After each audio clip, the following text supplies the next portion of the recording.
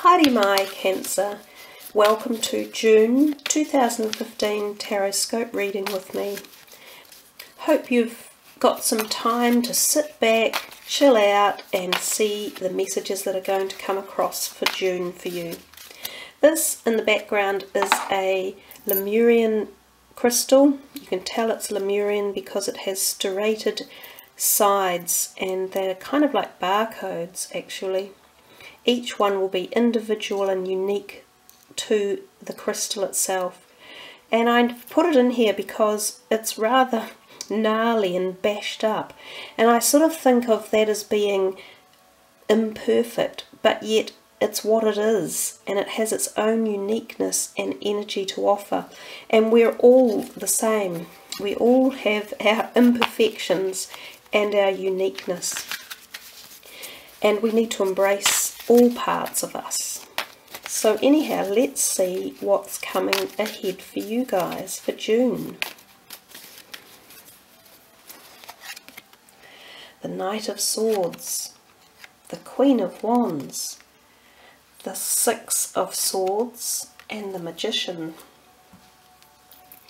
One major arcana towards the end of June by the looks, couple of sword cards and a court card, the Queen of Wands. Let's start at the beginning. June, when this guy turns up, he's quite often full on, like, I'm coming in, I've got things to do, places to be, people to see, yada yada, hurry up. And he's full on.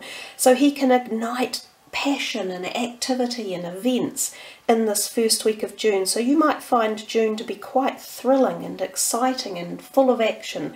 You might even have to pick and choose selectively what it is you want to put your energy, into, because you might get lots of offers of things happening and places to be. So you might have to go, well, I can only do one or two of these, I can't do them all.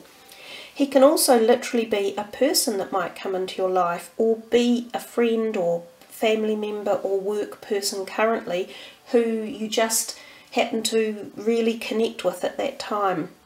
He's quite often an air sign, so he can be verbal, have lots of thought ideas going on, processes, and he could instigate something new in your life. It could be romantic, it could be a thought, or it could be an adventure, something along those lines. We come next to the Queen of Wands, and again she's another person. So you've got these two people in the beginning of June who might play a part in your day or how your month of June is being formatted at the beginning. She is a fire sign, and she's and can be an older person. It doesn't have to be a female, but it often is.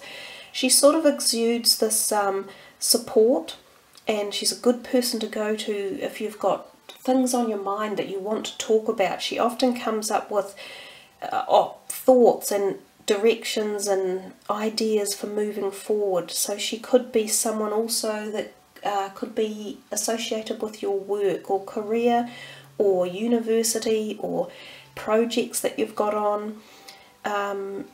She's kind of the person, given that she's a fire sign, she's quite creative but quite strong and willful as well. So she has a lot of energy.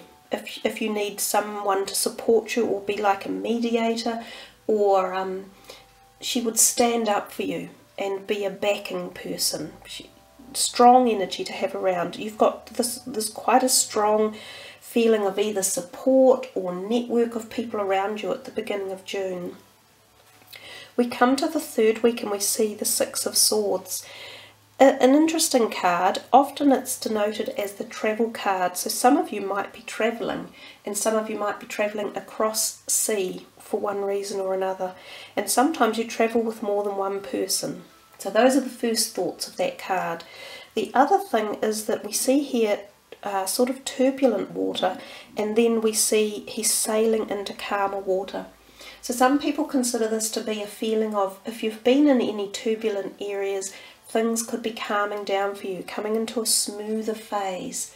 Sometimes there is a little bit of sadness involved, or the feeling of leaving behind something that you perhaps didn't want to leave behind, but by taking this moving forward, it's taking you to a better space where you can most likely work through things or head in a slightly different direction that's more positive for you. Health-wise, I think it gives us the indication of taking a retreat or a break or slowing down or pacing yourself. You might have to after this busy beginning to your month. We come to the last week in June and we see the beautiful Magician. The second major arcana card in the deck, full of the promise of new power, new direction, new opportunities in every realm of our lives. The infinity sign above his head, he's full of spiritual connection and possibly a major point in your life where you either get the opportunity to create something new or change a paradigm in your life. Now, often when the Magician turns up, it's about you doing it. So you get given opportunities, but if you don't take them and ignite the passion around them, then they'll pass you by. And they can be for small amounts of time. It's like a window in time. And when you see it or feel it around you, you need to take action and really hop on board and go, yes, I am going to be the person who makes the changes in my life right now. It sort of has that feeling to it. But it's a great card to have turn up. Nothing like being able to change the direction of your life and bring in this potent, new, successful energy. So there we are, Cancer. That's really cool. Let's take a look at these and see what other kind of supportive message you might be able to pick up.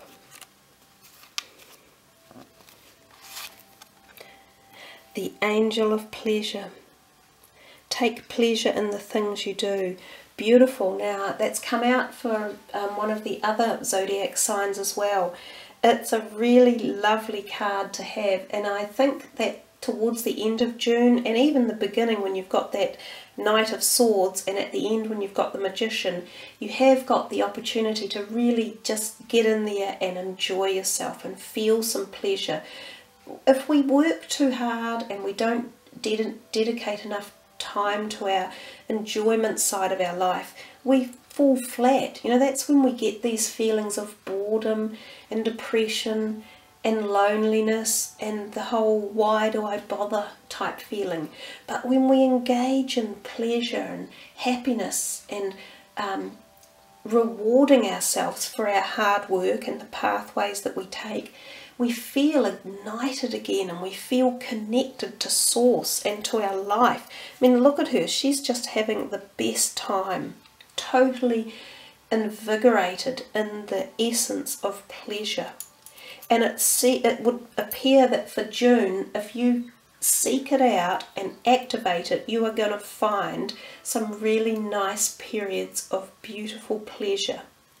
Very nice, Cancer. So let's just see your one last message. The Angels of Atlantis, and we'll see what comes up here. Okay.